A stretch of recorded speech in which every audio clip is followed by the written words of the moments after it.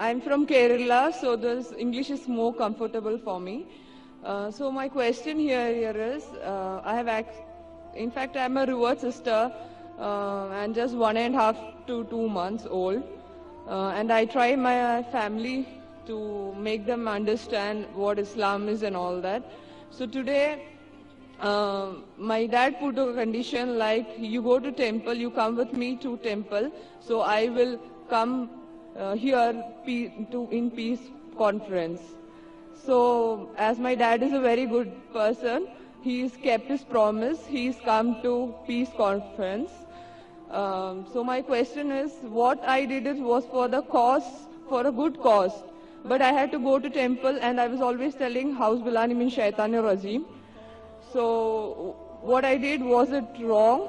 And second piece of advice, what would you like to,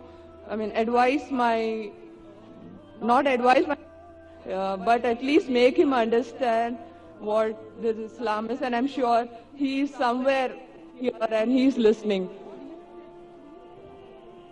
बहन का सवाल है कि वो केरला से है और अंग्रेजी में और महारत रखती है।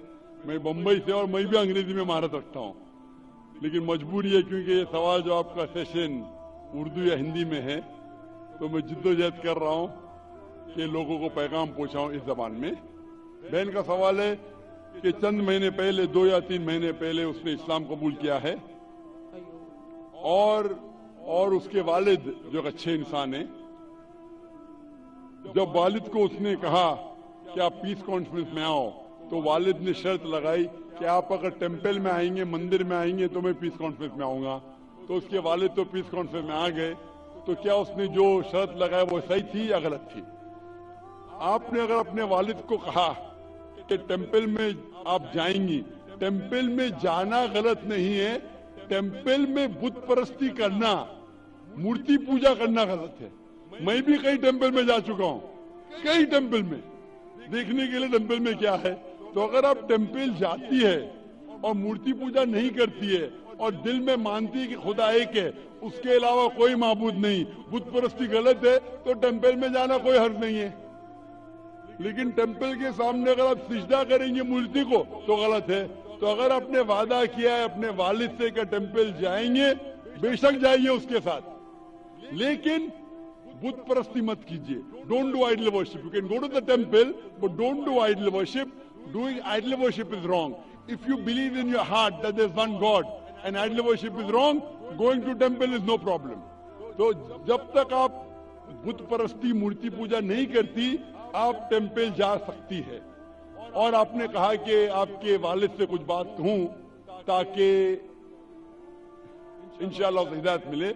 मैं कहना चाहता हूं इस बहन के वालिद से कि आप दिगर मज़ाहिब का मुताला कीजिए, चाहे बाइबल का, चाहे वेद का, चाहे भगवत गीता का, चाहे कुरान का, और आपको पता लगेगा कि सारे मजहबी किताब कहते हैं कि खुदा एक है और उस खुदा के अलावा कोई माबूद नहीं।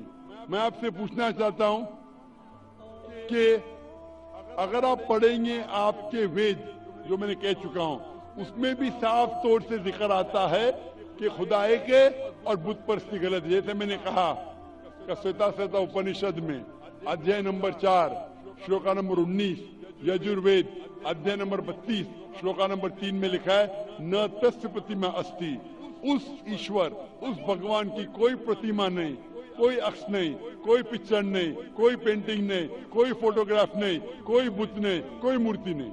तो मूर्ति पूजा करना हिंदू मजहबी किताब के हिसाब से भी गलत है। ये कुछ हिंदू धर्म के ठेकेदार कहते हैं जो मजहबी किताब में नहीं लिखा है।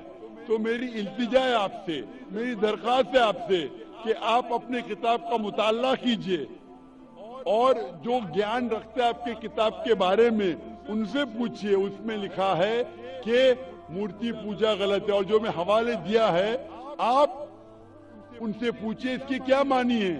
एक मुसलमान कह रहा था, पतला सा, टोपी पहने हुए, दाढ़ी रखे हुए, कि मूर्ति पूजा गलत है।